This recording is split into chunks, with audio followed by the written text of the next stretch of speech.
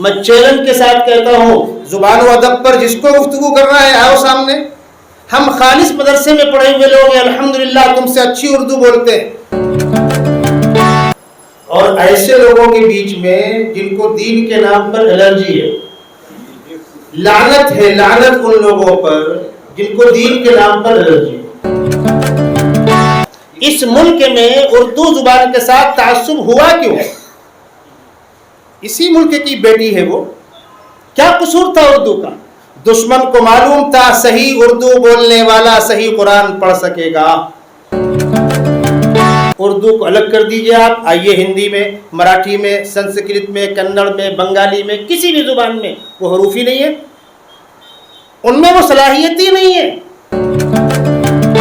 جیم سے آپ کہیں جلہ تو عظمت کے معنی ہوں گے، زال سے آپ کہیں ذلہ ذلت کے معنی ہوں گے، زے سے کہیں ذلہ لفظش کے معنی میں ہوں گے، زواز سے کہیے ذلہ گمراہی کے معنی میں ہوں گے، زو سے کہیے ذلہ فایا سگن ہونے کے معنی میں.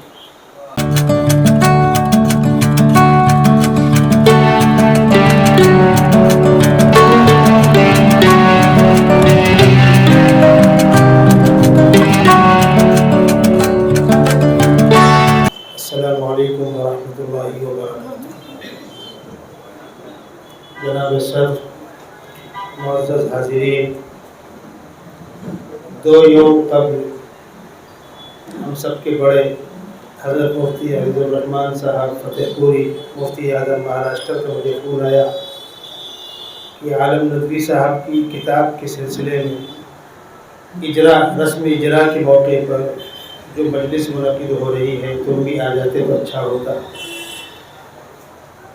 مجھے صبح فجر کے بعد فوراً سفر میں نکلنا ہے، لیکن حضرت کا حکم تھا اور الحمدللہ ابھی ہاتھ پیر مضبوط ہے. میں نے حضرت کی بات کو قبول کیا. پھر ڈائریکٹ صاحب کتاب کا فون آیا مجھے.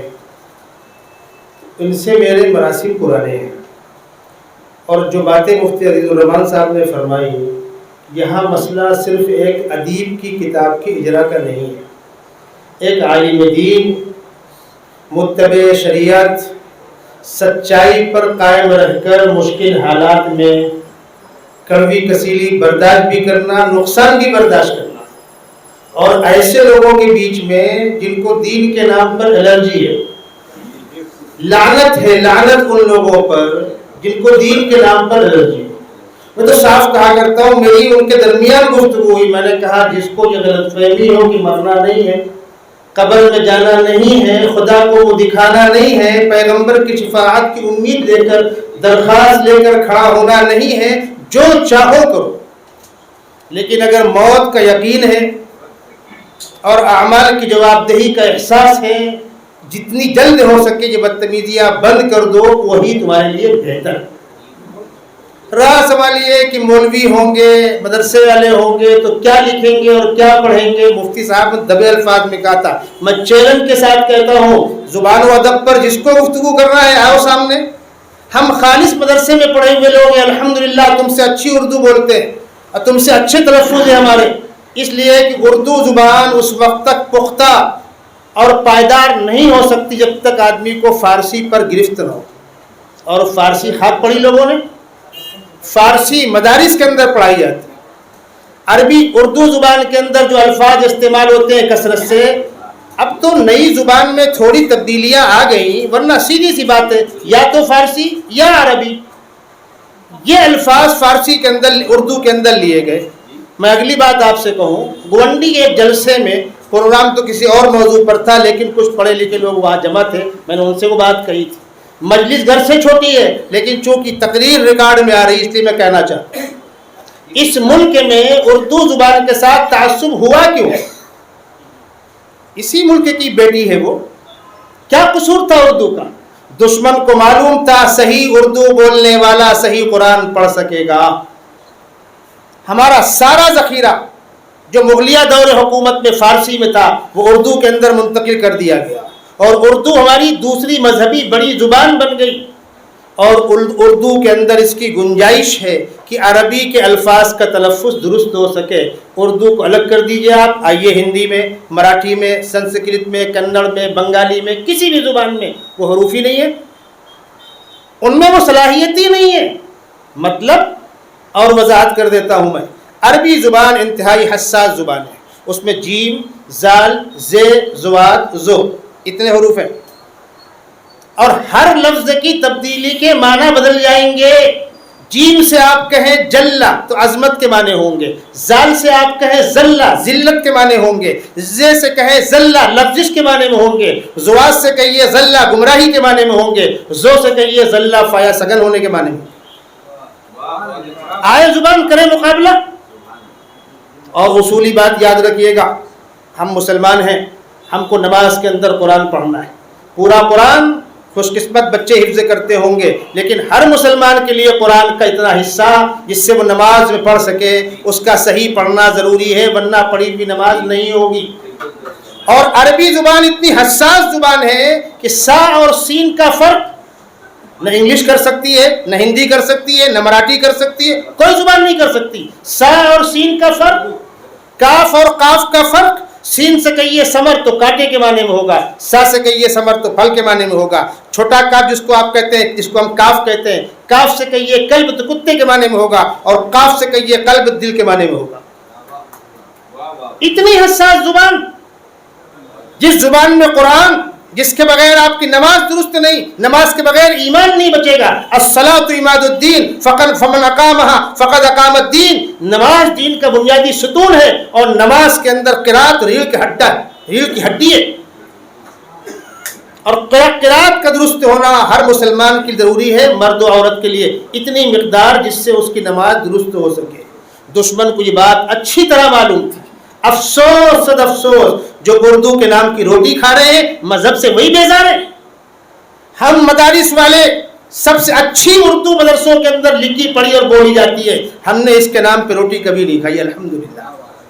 ہم ان اساتذہ کے شاگرد ہیں جن کو حکومتوں نے تنخواہوں کی لالچ دی، جنہوں کا ہمارے پاس سوکھی روٹی کافی ہے، ہم کو کوئی ضرورت نہیں ہے. کیا دارالعلوم دیوبند کو پیشکش نہیں ہوئی؟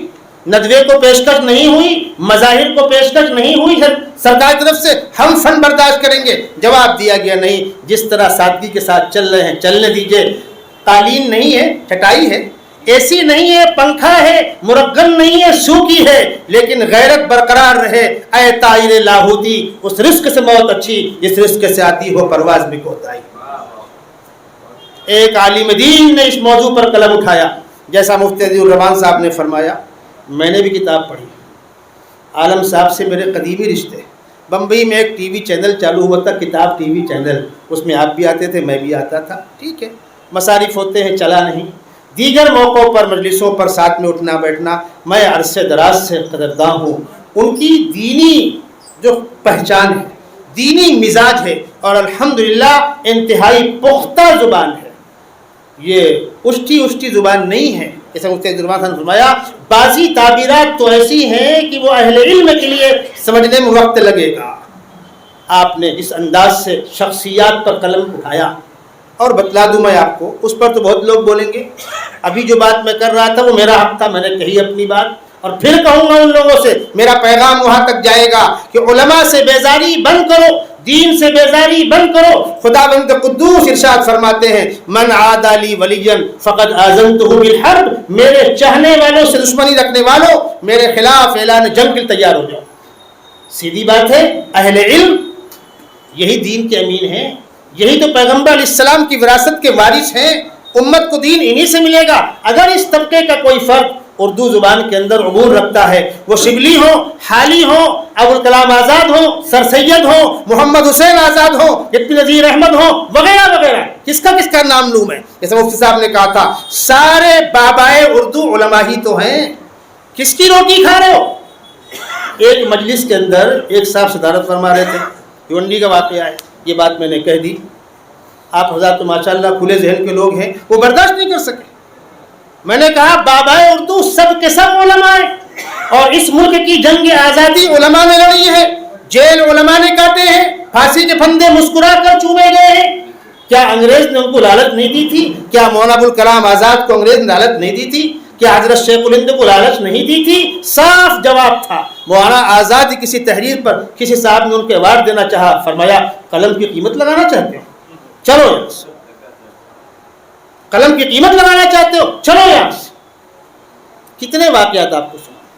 ایک عالم دین نے اس موضوع پر قلم اٹھایا. شخصیات پر لکھنا یہ ایک اچھی روایت ہے, اچھا مشغلہ ہے.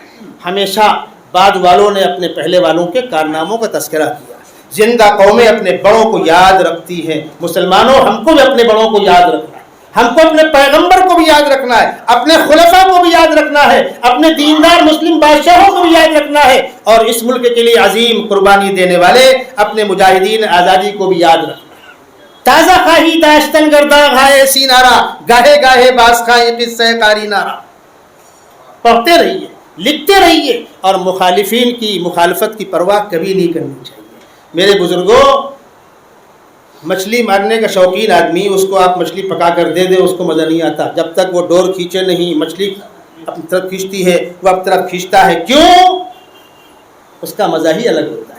شکار کر کے شکار کا گوشت کھانے والا شکار کو مارتا ہے, دوڑاتا ہے, کامیاب ہوتا ہے, ناکام ہوتا ہے, اس کا لطف ہی الگ ہے, اس کی لذت ہی الگ ہے. تمنا آبرو کی ہو اگر گلزار ہستی میں, تو خاروں میں الجھ کر زندگی کرنے کی خو کر لے. اس حوصلے کے ساتھ ہمیں کھڑا رہنا ہے. مبارکباد دوں گا عالم صاحب آپ کو.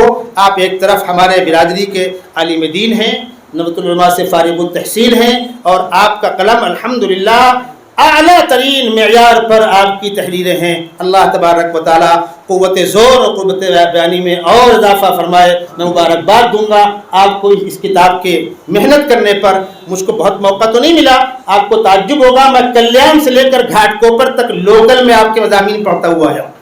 میرے ساتھی مجھے ہلا رہے تھے, کچھ بات تو کرو گے؟ میں نے خاموش رہو, باتیں بہت ہوئی ہیں, مجھے پڑھنے دو.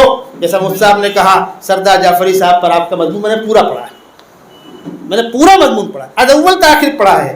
واقعتاً اپنے موضوع پر بھرپور ہے, اور آپ نے دینی طبقے کی نمائندگی کرتے ہوئے ہم سب کا بھرم برقرار رکھا ہے. اس لیے آپ مزید مبارکباد کے مستحق ہیں.